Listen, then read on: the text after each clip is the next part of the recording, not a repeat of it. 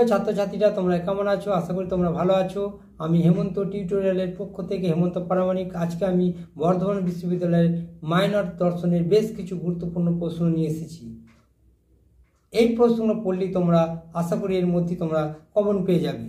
তো তোমরা জানো তোমাদের দর্শনের দুটি পাঠ আছে, পাশ্চাত্য দর্শন এবং ভারতীয় দর্শন। আমি ভারতীয় দর্শনের সাজেশন পূর্বের ভিডিওতে দিয়ে দিয়েছি। আজকে আমি তোমাদের দেবো পাশ্চাত্য দর্শনের সাজেশন।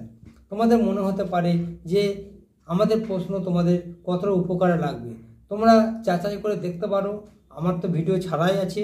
তোমরা মাধ্যমিক, উচ্চ মাধ্যমিক এবং এখন পর্যন্ত কলেজে থার্ড সেমিস্টারে যতগুলো প্রশ্ন পরীক্ষা হয়েছে, যতগুলো বিষয় পরীক্ষা হয়েছে, তোমরা প্রশ্নগুলো মিলিয়ে নাও আমার প্রশ্ন কতটা কার্যকরী হয়েছে, কতটা ছেলেমেয়েরা উপকারে পেয়েছে।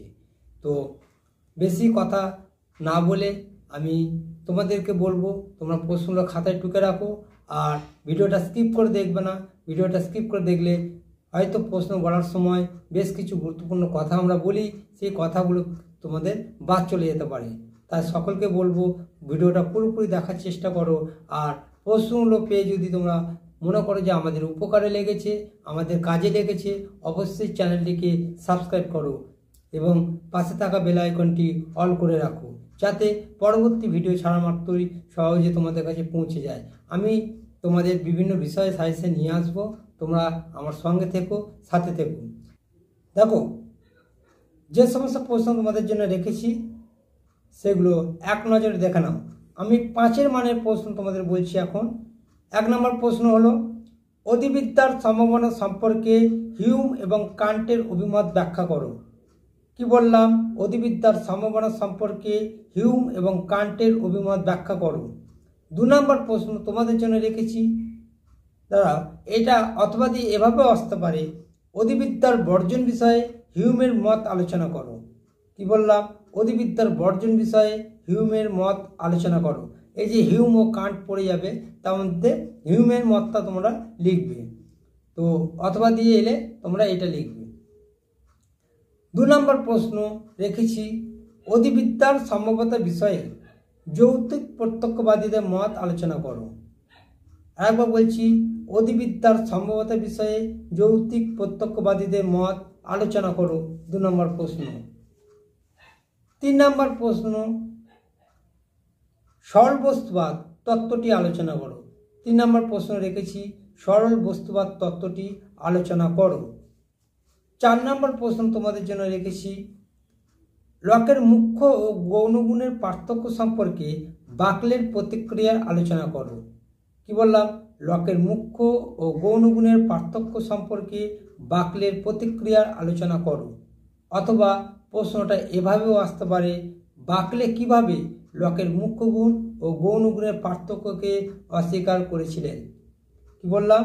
বাকলে কিভাবে লকের মুখ্য গুণ ও গৌণগুণের পার্থক্যকে অস্বীকার করেছিলেন।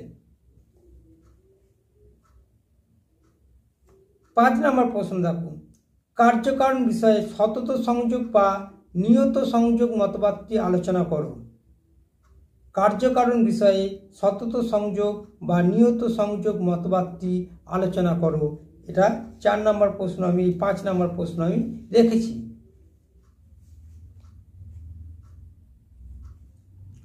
6 নম্বর প্রশ্ন তোমাদের জন্য রেখেছি, দেহ ও মনের সম্পর্ক বিষয়ে সমান্তরালবাদ আলোচনা করো।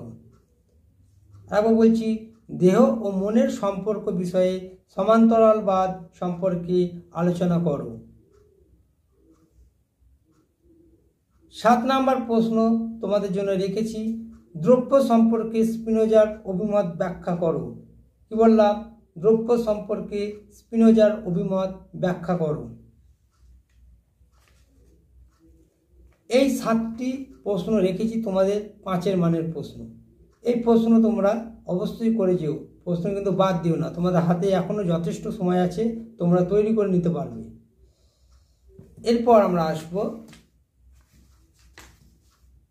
10 মানের প্রশ্ন। 10 মানের প্রশ্ন তোমাদের জন্য রেখেছি।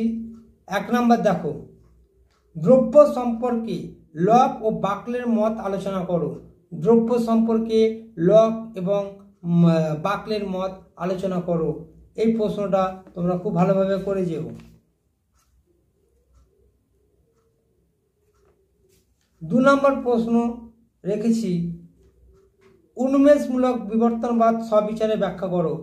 উন্মেষমূলক বিবর্তনবাদ সবিচারে ব্যাখ্যা করো। এই প্রশ্নটা 2 নম্বরে রেখেছি। 3 নম্বর প্রশ্ন তোমাদের জন্য রেখেছি, প্রসক্তি সম্বন্ধ কাকে বলে। প্রসক্তির তত্ত্ব অথবা বুদ্ধিবাদী তত্ত্ব অথবা অনিবার্য সম্বন্ধ তত্ত্বটি আলোচনা করো। কি বললাম?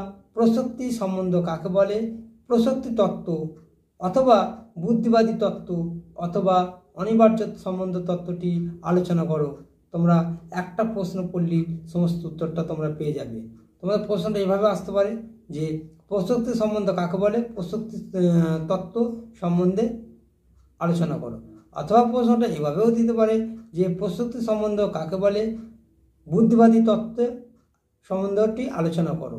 আবার এভাবে দিতে পারে প্রশ্নটা, প্রসক্তি সম্বন্ধ কাকে বলে, অনিবার্য সম্বন্ধ তত্ত্বটি আলোচনা করো। উত্তরটা কিন্তু একটাই, যার জন্য এতগুলো কেটে কেটে বলা বা ভেঙে ভেঙে বলা। তো তোমরা খুব ভালোভাবে তৈরি করে নিও। প্রশ্নটা ভীষণ গুরুত্বপূর্ণ প্রশ্ন।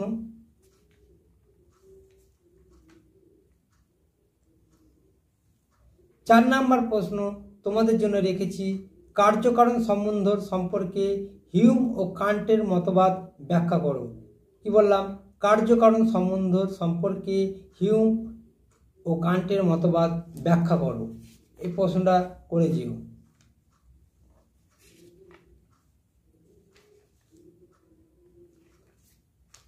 5 নম্বর প্রশ্ন রেখেছি, দেহ ও মনের বিষয়ে বিভিন্ন মতবাদ আলোচনা করো।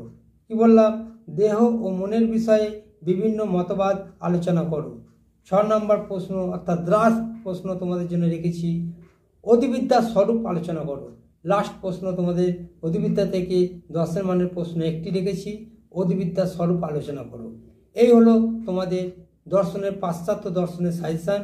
যারা মাইনর পরীক্ষা দেবে তোমাদের সাজেশান এই প্রশ্নগুলো পড়লেই তোমরা এর মধ্যে 100% কমন পেয়ে যাবে। তো প্রশ্নগুলো পেয়ে যদি তোমরা মনে করো যে আমাদের উপকারে লেগেছে বা আমাদের কাজে লাগবে, আমরা এতে উপকৃত, তাহলে অবশ্যই চ্যানেলটিকে সাবস্ক্রাইব করো আর বন্ধুদের মধ্যে বেশি বেশি করে শেয়ার করো। আর পরবর্তী ভিডিও আমি আবার তোমাদের জন্য নিয়ে আসবো পরবর্তী অন্য কোনো একটা বিষয় নিয়ে। তোমরা ভালো থেকো, সুস্থ থেকো, ভালোভাবে পড়াশোনা করো। ধন্যবাদ।